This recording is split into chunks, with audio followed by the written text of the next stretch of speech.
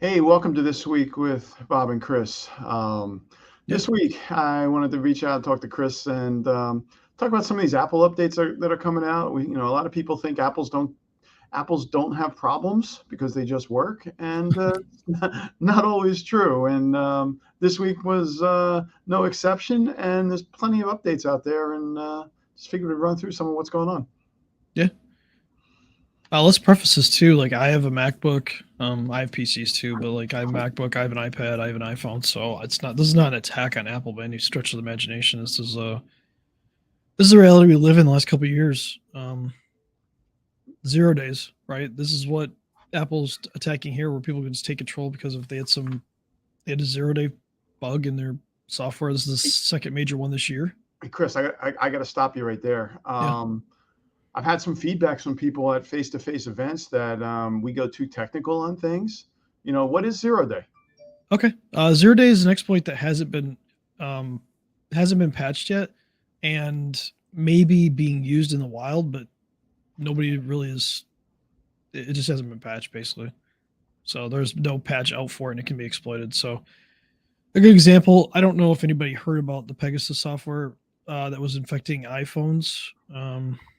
2020 to 2021, and they were used to spy on like certain government agencies and things like that. It was made by an Israeli firm. It used a 0 day in iOS, so iPhones or iPads, and basically someone could click on a text message, and if they clicked on that text message, the link of the text message, their phone was automatically taken over, and they didn't even know it. So they Wow. could read their text, they could do whatever they wanted, and this is a big problem.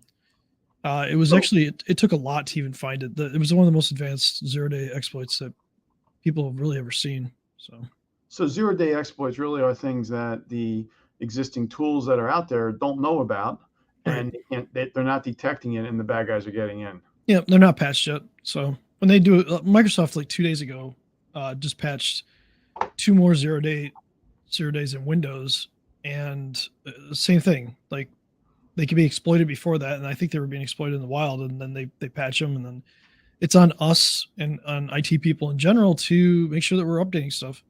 And one of the downsides I see with Apple is people don't update their devices very often, and the automatic update from Apple takes a while.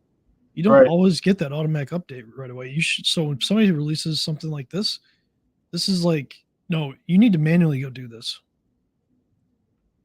Yeah, I think And Apple and Microsoft both control the updates in case anything explodes, but yep. it goes sideways on the update. But like Chris is saying, go into settings and select updates and do it now. And Well, especially in Mac, and MacBooks and Mac Minis and things like that, I see so many people running old versions of Mac OS. It's crazy. It's crazy. Like nobody, they just don't do the update, and then for whatever reason, Apple doesn't push it and force it. Whereas yep, in the iPad and now the iPhone, like you can kind of turn on automatic updates, and it'll eventually give you the update. But if you're sitting there and you're running something that has a security vulnerability, and Apple doesn't really push the update for 30 days, you're sitting there 30 days just having that exploit open, and the longer you go from the time it's released, the more risk you have that it's going to be exploited. So absolutely. And we're also seeing that the updates now, a lot of third-party applications. I know Microsoft Office yep. running on the Mac won't run on older versions, so that actually helps us with the messaging with the clients to well, really do the upgrades because they can't run. and also Apple makes a lot of changes, and they just made changes a few months ago that affected OneDrive, and affected things like Dropbox and Box and things like that, the way that they're stored. So they had to make massive changes to keep it working on Apple. So Yeah. So anyway, with the screenshot that I popped up was yep. an announcement from Apple that there's security updates that were applied 2 days that went out a couple days ago, and it looks like it affected everything: Safari, So iOS. iOS 16, I know for sure is not patched yet. So that's something that Apple needs to get rolled out. hmm Um, And it looks like I they it looks yeah like they it looks like they're still doing updates to 11.7 on Mac OS and 12.6. yeah. Wow. So some things might not support Monterey. So and then Ventura is going to be out here in October. So that'll be the next version. But yeah, it's something to keep in mind. Like I said, iOS 16, I know I'm running it and it's not patched yet. It's still running the normal one. So we're sitting here waiting on Apple to release it. I'm sure 16.01 or something. It probably won't be 16.1. It'll probably be like 16.01 or 16 dot something that'll come out soon. Yeah, and we aren't here to sell Apple hardware or anything, but all those old iPads that won't get up, iPads and iPhones that don't get updates anymore, Yep. are probably vulnerable. Well, that goes for anything, right? That goes for Google too. If you run Android stuff and it goes out of Google support and you don't get security updates anymore, you really should think about recycling the device and getting something different. Especially when you put data on there, when you have your information on there. Yeah, I pulled an old Chromebook out the other day. I didn't realize that they actually had end of Oh, life on the hardware too. And I'm like, yep, it's been sitting on the shelf for 2 years, and I pulled it yep, out, and it says you're getting your last update. yep.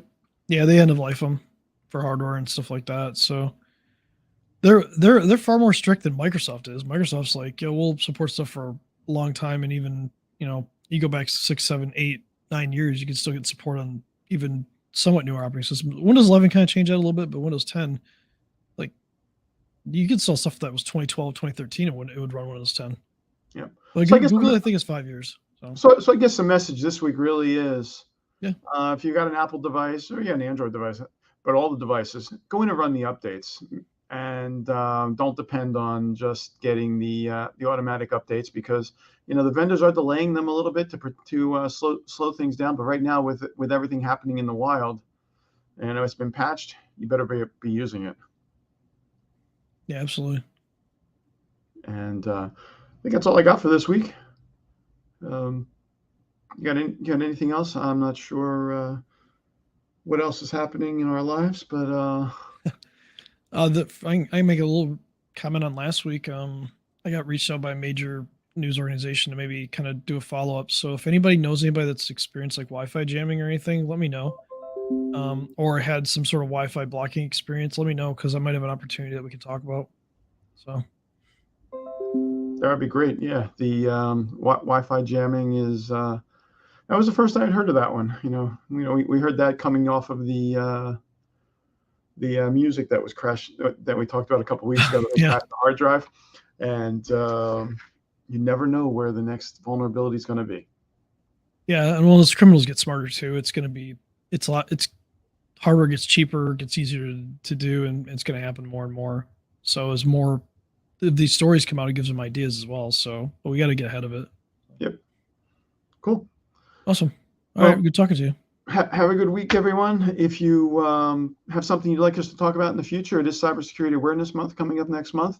Yeah, So put any comments, requests, and if you haven't assessed your business risk yet, check out the link in the chat, and we'll go from there.